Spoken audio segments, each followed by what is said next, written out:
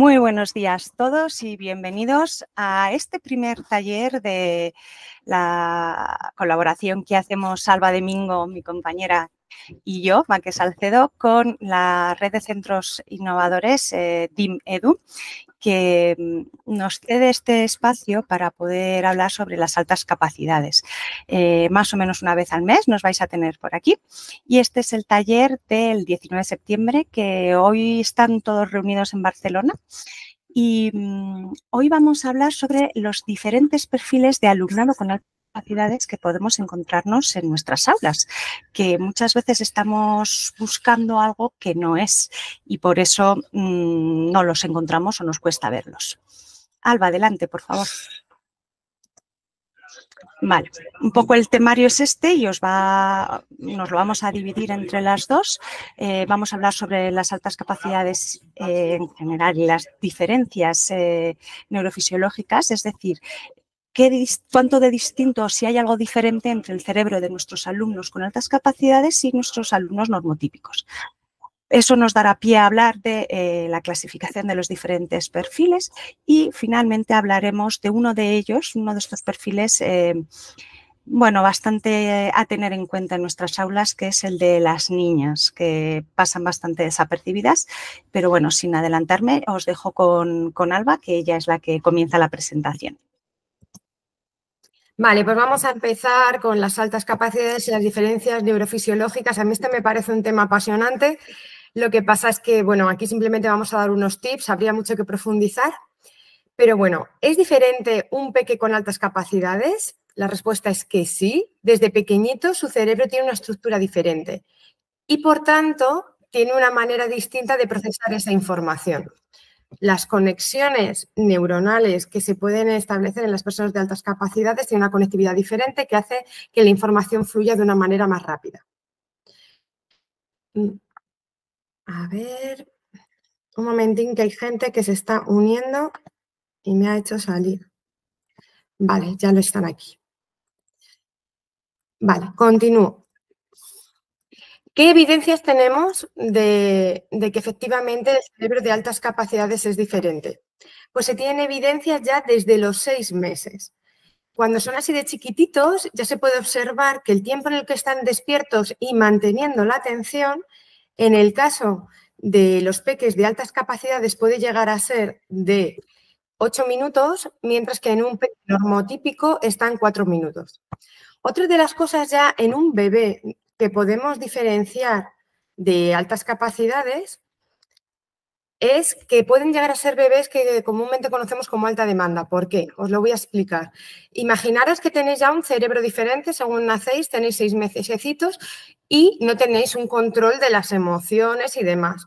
Pero lo que sí que tenéis es la capacidad de manteneros despiertos mucho tiempo y de percibir los sonidos a lo mejor con mayor intensidad, de procesar más información. Pues, ¿qué ocurre? Que se asustan con más facilidad, con lo cual lloran más. La sensación, por ejemplo, de hambre o de sueño puede ser más alta de lo que suele ser frecuente, con lo cual su reacción de nuevo puede volver a ser el llanto, ¿vale?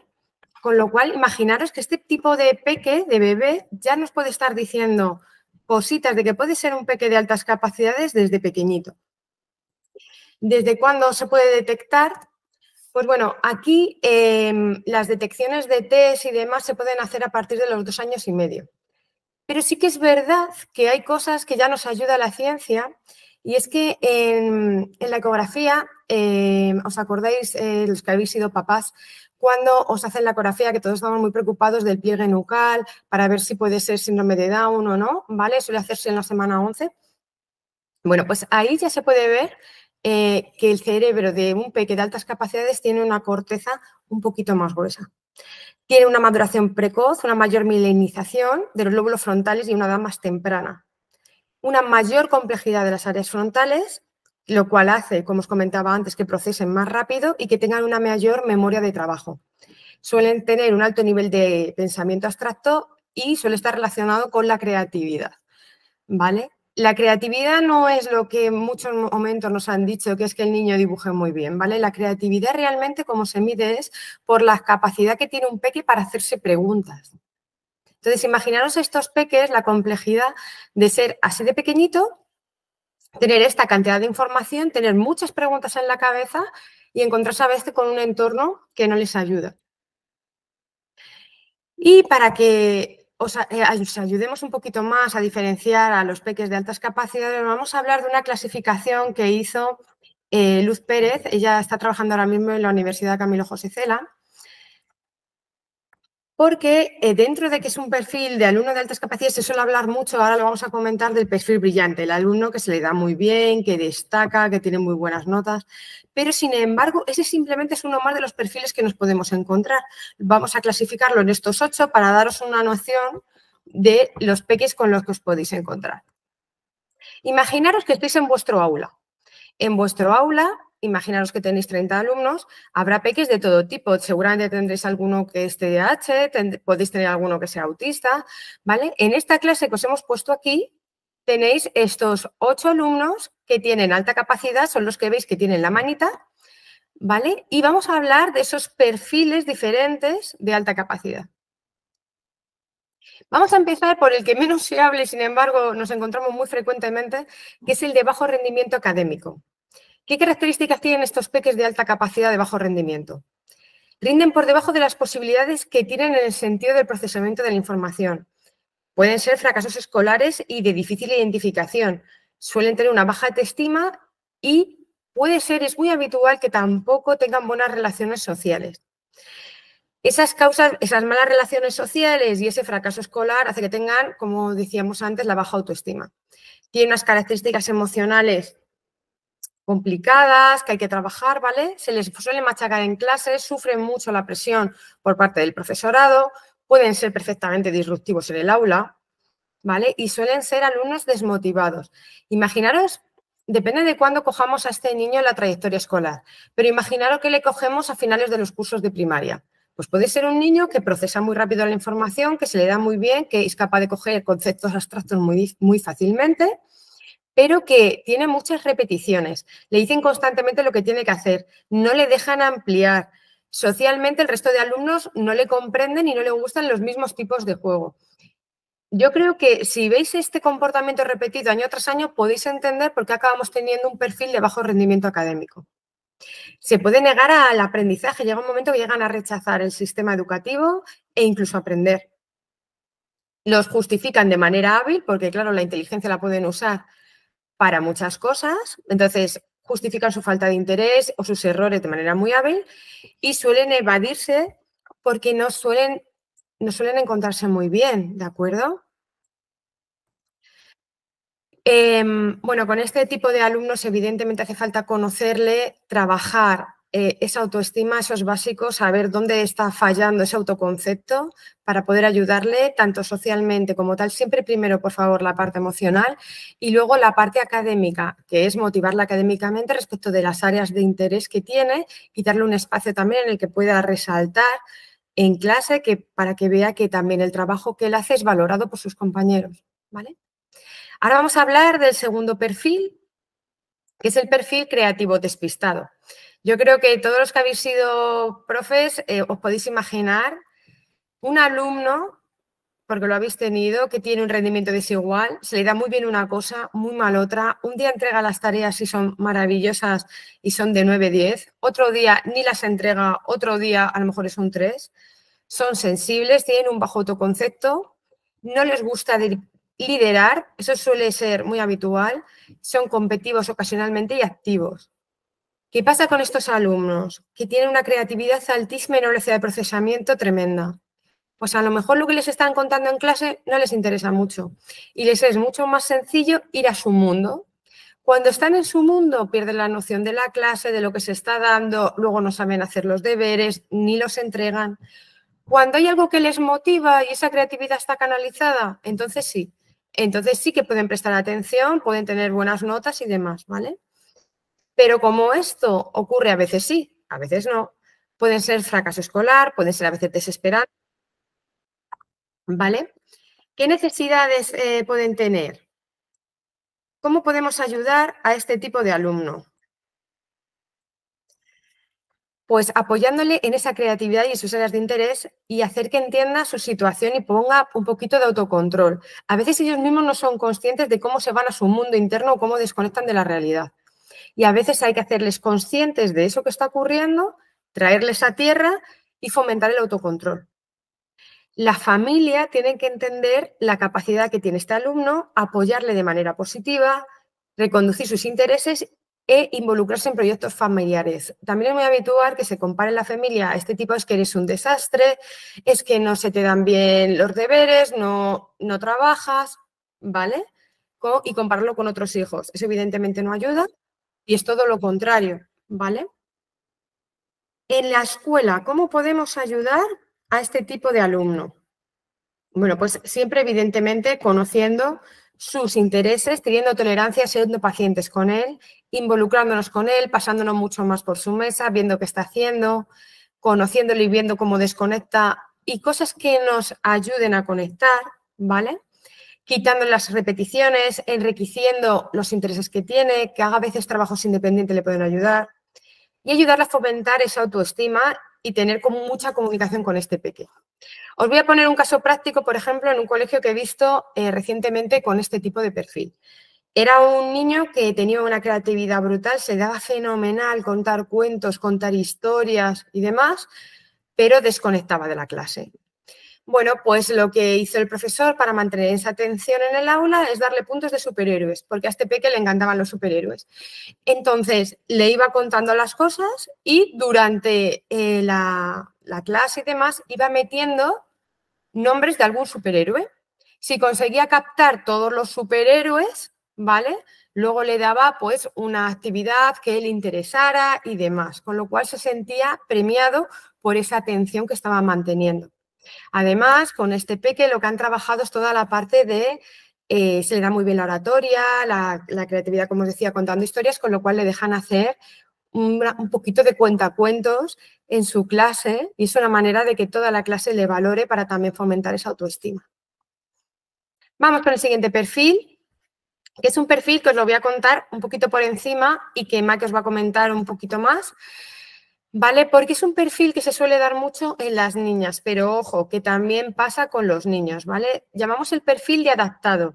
Tiene capacidad de procesamiento, puede ir mucho más deprisa en el aula, pero sin embargo se ha dado cuenta de que eso socialmente no destaca y que no es valorado.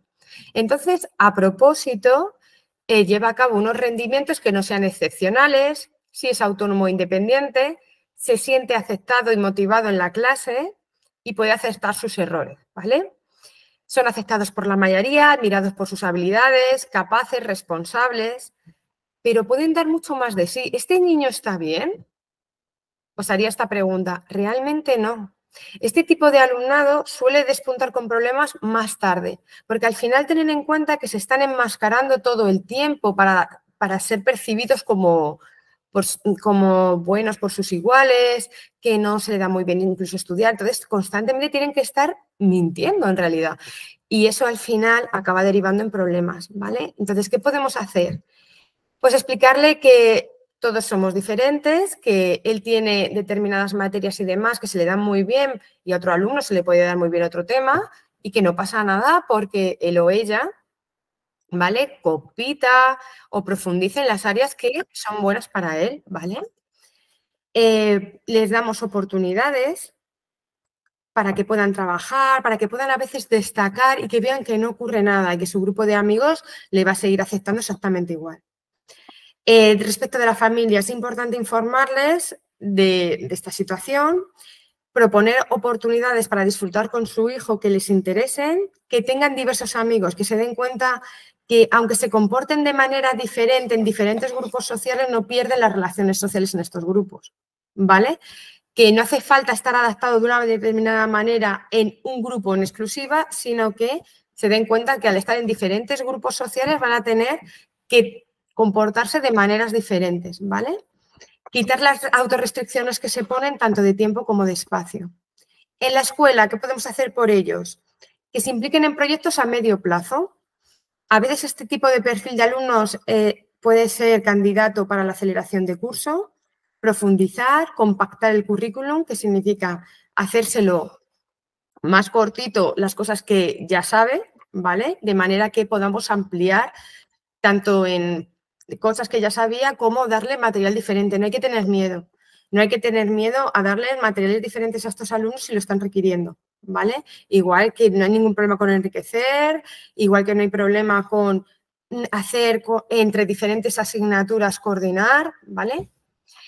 Y vamos con el último perfil, que es el más conocido, el de alto rendimiento y brillante. Buscan la aprobación, son responsables, perfeccionistas, tienen buenas notas y son muy autocríticos. Atentos a esto. En este tipo de perfil se suele dar el problema de que tienen un perfeccionismo tan extremo que a veces puede ser no saludable. Les cuesta aceptar riesgos. A veces este tipo de perfil, cuidado también, porque es una de las cosas que se puede tener que trabajar, el tema de la empatía. Tienden a tener muchos problemas con las áreas que les son costosas porque están acostumbrados a sacar muy buenas notas y hacerlo muy bien. Entonces, las cosas que les cuestan tienen a veces problemitas. Son queridos por los profesores, vistos como un modelo a seguir, queridos y aceptados en la familia, ¿vale? Pero tiene que comprender la familia cómo se está sintiendo ese peque, si realmente está aceptado socialmente, que puede ser una de las cosas que esté teniendo problema en el aula, ese perfeccionismo, si es un niño que es empático, ¿vale? A veces necesitan más independencia, valorar sus intereses y abrirles a nuevas relaciones y posibilidades. En el aula, ¿qué podemos hacer por ellos? Acelerar el curso. Pueden ser candidatos perfectamente para la aceleración del curso. Enriquecimiento curricular. Quitarles repetición y deberes, si ya lo tienen, ¿para qué les vamos a seguir machacando? Darles cosas que sean de sus intereses, que puedan profundizar, o lo que decía antes, incluso darles cosas nuevas. Suele funcionar muy bien con este tipo de alumnos las mentorías, pueden mentorizar a otros alumnos con los mismos intereses con los cuales conecten. Profundizar y dar tiempo para que esos intereses tanto los desarrollen en dos áreas, ¿no? Por un lado, a nivel personal como a nivel social, que sea una manera también esos intereses de relacionarse socialmente. Y os dejo ahora con Maque, que os va a contar los otros 4 perfiles para que veáis un poquito los posibles alumnos de altas capacidades diferentes que podéis tener en vuestra aula. Adelante, Maque, empezamos con el perfil de enfadado. Venga, vamos con ello. Venga, tiro, que estos niños que están aburridos, ¿no? Entonces, pero ellos quieren seguir en la clase y quieren seguir conectados, no se evaden a su mundo, y entonces lo que hacen es interactuar con los demás.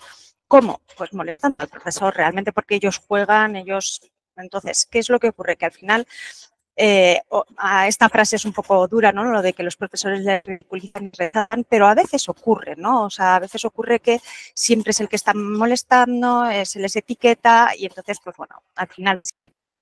Nada, ahora sí que se ha ido del audio del todo. Bueno, pues continúo yo con este perfil para no haceros esperar. Lo siento. Estos peques se les etiqueta, se les ridiculiza, a veces se les rechazan y pueden estar incluso marginados.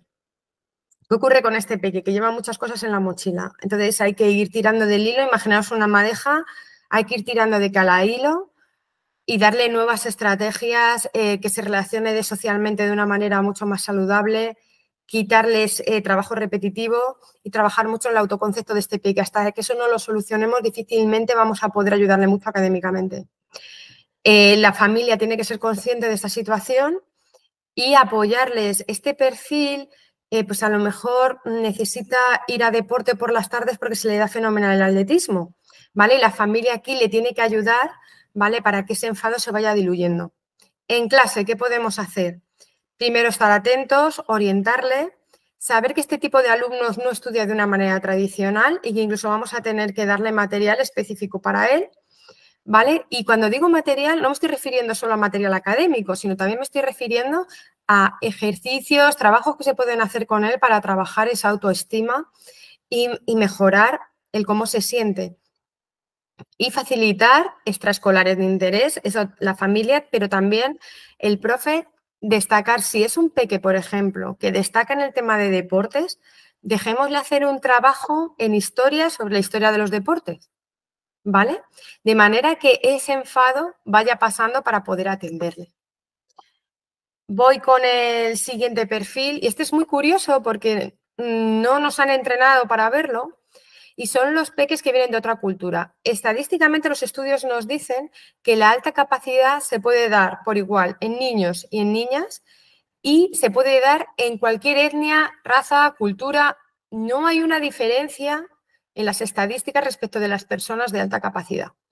¿Qué ocurre? Que tenéis que pensar que este peque, imaginaros que es un peque que viene de una cultura musulmana, pues evidentemente viene de hablar otro idioma, de escribir de otra manera, de también tener unas relaciones sociales diferentes al entorno en el que se encuentra ahora mismo y también al entorno social del aula, ¿vale? ¿Qué ocurre? Que eso no significa que se encuentren bien en el aula. Significa que hay que entenderle, hay que ver qué diferencias son culturales y cuáles no, hay que ver si tiene algún problema con la lengua y por eso no está destacando determinadas áreas, ¿vale? Hay que apoyarle donde necesita, pero si se le dan, por ejemplo, fenomenal las matemáticas, hay que apoyarle en matemáticas y enriquecerle en matemáticas. Y puede ser un peque, pues que claro, está aprendiendo el castellano y pues le está costando mucho en lengua y ser una máquina en matemáticas. Bueno, pues hay que adaptarle en función de sus intereses, de sus capacidades, ¿vale? Pero hay que ver también a los peques de altas capacidades que proceden de otra cultura. Y luego también hay que entender que estos peques suelen tener una actitud tímida, de no encajar, de inferioridad social, ¿vale? Porque suelen tener un bajo autoconcepto porque no vienen del mismo entorno en el que se encuentra el sistema educativo. Entonces, todo nuestro cariño y atención para este tipo de peques. Vamos a hablar, bueno, dar un tip nada más para que lo sepáis, de doble excepcionalidad. ¿Qué ocurre con estos peques? Pues es un peque que tiene una necesidad específica de apoyo educativo por alta capacidad, pero también puede tener otra más. Imaginaros que tenemos un peque de alta capacidad con dislexia, que es una cosa que nos podemos encontrar perfectamente en nuestro aula. ¿Qué ocurre? Que es un peque que tiene una capacidad de procesamiento brutal, pero que luego llega al examen de historia y le cuesta mucho redactar, le cuesta organizar sus ideas, se salta palabras al redactar. Claro, estos son peques que tienen, pues a lo mejor les ponen muy mala nota. ¿Significa que no tenían los conceptos? ¿Significa que no tiene la capacidad? No, significa que necesita ser adaptado. Y, por tanto, pues sea un peque con dislexia, ya sabéis las formas habituales, ¿no? Ponerle la letra más grande, más espacios, darle un poquito más de tiempo. ¿Necesita más tiempo para rellenar un examen un peque de alta capacidad con dislexia? Por supuesto, porque la idea la puede tener en la cabeza. Y si se la pidieras que te la diga y se le da bien la oratoria, te la va a decir en 0,3 segundos. Pero si le vamos a pedir que escriba y tiene una dificultad, pues va a necesitar el mismo tiempo que cualquier otro alumno de dislexia para poder redactar de una manera que al profesor le sea comprensible y que lo pueda valorar, ¿vale? Dentro de doble excepcionalidad, bueno, nos podemos encontrar de todo. He puesto el ejemplo de la dislexia, pero imaginaros, puede ser un niño que tiene una discapacidad auditiva, puede ser un niño que tenga autismo, pueden ser muchas cosas y en función de la otra excepcionalidad que tengan, hay que adaptarles. Suelen ser peques con baja autoestima, con una gran frustración. Poneros en la situación de estos peques, ¿vale? Que tenéis una cabeza que va a velocidad tremenda, pero que cuando ponéis a escribir no puedes poner lo que estás pensando, que tu mano no está siguiendo, tienes algún tipo de problema y no estás escribiendo lo que tú quieres escribir y eres consciente de que todos los conocimientos que tienes no los puedes demostrar. Así que para eso vamos a necesitar una adaptación lo mejor hecha posible para que todo lo que tienen en la cabecita lo puedan demostrar, ¿vale? Y vamos a hablar un poquito ya de las niñas. Voy a ver ahora si voy a volver a dar paso a Maki y el audio ha mejorado. Fijaros una cosa, que estos son datos estadísticos realizados por Luz Pérez. Entre los 6 y los 12 años se detectan en nuestras escuelas un 50% de chicos y un 48% de chicas. Aquí ya vemos que hay una pequeña diferencia que no tendría que existir, porque si esto fuera lo ideal sería un 50-50. Pero fijaros qué ocurre entre los 12 y los 16 años. El 70% de las detecciones son para chicos y el 30% para chicas. Si hemos dicho antes que la probabilidad de la alta capacidad no tiene nada que ver con el género, ¿por qué está ocurriendo este dato? A ver si se oye. A ver si, porque mientras hablabas tú, se da la cobertura de veces. A ver, voy a intentar ser breve. Pásame la siguiente, por favor. Sobre todo es en la adolescencia, ha dicho Alba, entre los 12 y 16 años, de esto, cuando las niñas se enmascaran y hacen esta máscara. está entrecortando todo el tiempo. Y las... Nada. Vamos, me imagino que el resto de nuestros alumnos está pasando lo mismo que a mí. Pues nada, continúo yo porque la verdad es que tengo la suerte de haber podido ver la ponencia que hace Maque ampliada sobre las niñas y demás. Entonces, bueno, tengo la suerte de haberla visto ya varias veces y os puedo comentar. No obstante, de verdad que lo que vamos a hablar es muy poquito de las niñas en el día de hoy, me quedan solo 2 minutitos, pero sí que os queremos explicar que las niñas cuando empieza la adolescencia empiezan a darse cuenta de que socialmente está más premiado cosas como ser guapa que ser inteligente. Estos son problemas que como sociedad hemos desarrollado y que las niñas cuando empiezan la adolescencia empiezan a ser conscientes de ello. Entre su grupo de amigas no destacan por ser inteligentes. Es el momento en el que están muy pendientes del móvil, el momento en el que están ya muy pendientes del maquillaje, el momento en el que están muy pendientes de las relaciones sociales, porque la adolescencia, que es un periodo de la vida maravilloso, es el momento en el que nos contrastamos con nuestros iguales. Y lo que le ha enseñado un poco la sociedad a las niñas es que lo que se valora de ellas es la atención a los demás, el cuidado, pero ser especialmente inteligentes no mucho, ¿vale? De esto vemos ejemplos constantemente, o sea, por ejemplo, las actrices y demás, ¿por qué son famosas? Pues porque son muy guapas, llevan modelos de ropa muy espectaculares, tal. A lo mejor hay actrices que tienen carreras de ciencias y que son mentes brillantes, pero por eso no destacan. Eso no es lo que les ha llevado a ser conocidas, ¿vale? Bueno, esto las niñas, sobre todo si son muy inteligentes, si son de alta capacidad, lo cogen rápido y se dan cuenta de que no merece la pena destacar por ser inteligente, al revés, que pueden ser incluso víctimas de acoso, que es otra cosa, por desgracia, que nos encontramos en las aulas con las altas capacidades. La estadística dice que si 1 de cada 5 alumnos en el aula puede ser acosado, en el caso de las altas capacidades, los estudios nos están diciendo que está más cercano al 1 de cada 3. ¿Por qué? Porque estos peques son diferentes, procesan diferentes, se comportan a veces de manera diferente, sus intereses son diferentes.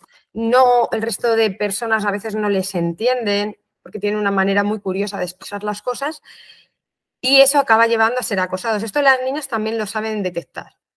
Lo detectan y deciden que quieren ser como todos los demás, no sufrir acoso y nos encontramos con niñas que son capaces de suspender exámenes a propósito, para bajarse la media a propósito, para que nadie las pueda decir que destacan, ¿vale? Esto como profes no lo podemos permitir. O sea, nuestra vocación en la educación tiene que ser siempre sacar el mayor potencial de cada alumno. De estas peques también. Con lo cual hay que explicarlas que está muy bien ser diferente, que todos en el aula son diferentes y que no hay ningún problema porque ellas destaquen en matemáticas. Pues no pasa nada, es una mujer que se le dan fenomenal las matemáticas. Y le podemos poner ejemplos en la historia de mujeres científicas, como por ejemplo Marie Curie, que han sido maravillosas, suele ayudar mucho. Hay libros que son muy recomendados de mujeres en la ciencia, por ejemplo, que las ayuda a salir un poquito de su cascarón y a seguir profundizando en los intereses que tienen. Bueno, pues justo se hacen ahora los 30 minutos, que es lo que nos pide Dinedu para estos vídeos. Esperamos que os haya gustado la ponencia de hoy. Pedimos disculpas por los problemas de audio que hemos tenido. Si queréis hacernos preguntas, nos lo podéis hacer ahora o bien por la cajita del chat o bien si preferís activaros audio, lo podéis hacer sin ningún problema. Y de todas maneras, bueno, comentaros que sabéis que estamos a vuestra disposición para cualquier pregunta. Adelante, Supereli. ¿Has levantado la mano? Pregúntanos.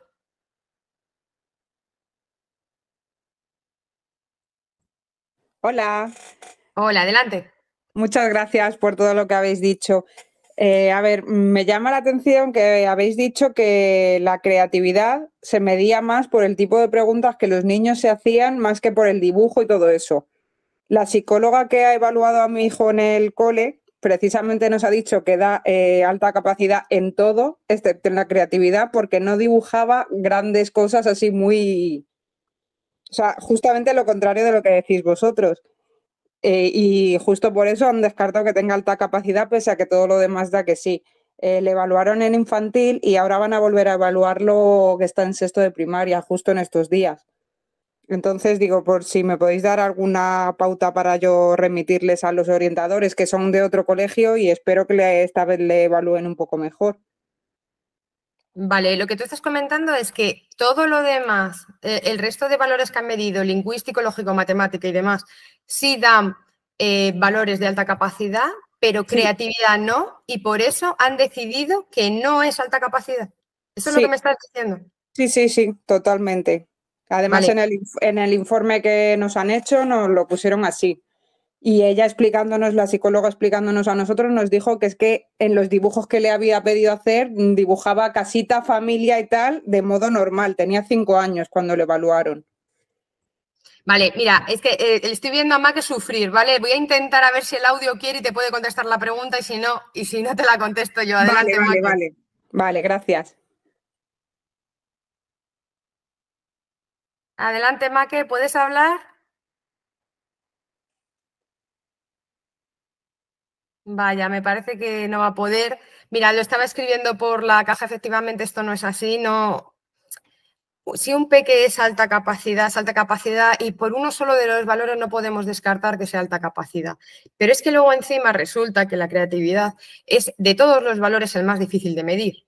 ¿Vale? Esto todo lo podemos entender. Sí. Medir la creatividad de una persona es muy difícil. Aunque tenemos test, aunque tenemos tal, si tú hablas con un psicólogo te va a decir que incluso los test, que es lo más acertado que hemos encontrado para estandarizar la medida de la creatividad, ¿vale? Incluso no podemos garantizar, ni mucho menos al 100%, que el propio test, ya no te digo cómo evaluaron a tu hijo, ¿vale? Pero el propio test no podemos garantizar, ¿vale? Que en determinados supuestos esté midiendo acuerdo, o sea, la capacidad de creatividad de ese peque, ¿vale?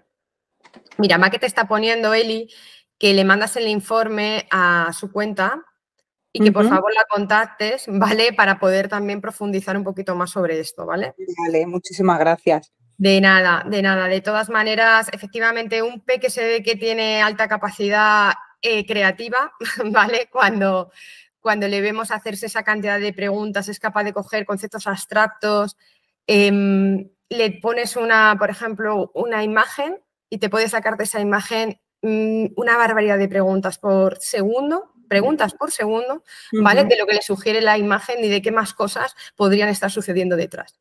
Sí, es que él siempre ha sido así. Lo único que es como no sabemos transmitirlo y como al final lo que manda es el informe que le hace el equipo de orientación del cole, pues se queda ahí.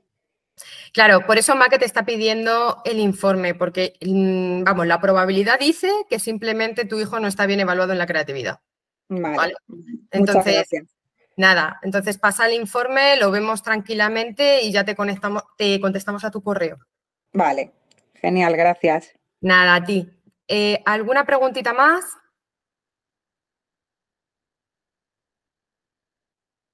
¿No? Vale, pues muchísimas gracias a todos los que habéis estado hoy aquí. Estamos contentísimas con la acogida. Habéis sido 116 personas las que os habéis inscrito al taller de hoy. Sabemos que hay mucho que estáis ahora mismo en clase y que no podéis verla en directo, pero que luego la veis cuando os la mandamos en diferido. Para cualquier pregunta a todas estas personas que lo veis en diferido, aquí tenéis nuestros Instagram, ¿vale? Nos podéis escribir allí. Os ponemos también en la cajita, bueno, y también lo digo en alto, nuestro correo, que es info@educade.es. Maque os lo ha puesto también en la cajita, ya lo tenéis, ¿vale? Así que para cualquier duda, pregunta, encantada de responderos y el próximo mes tendremos también con Dinedu una nueva ponencia. Muchas gracias. Muchas gracias a vosotras. Gracias. Un placer. Disculpad el audio.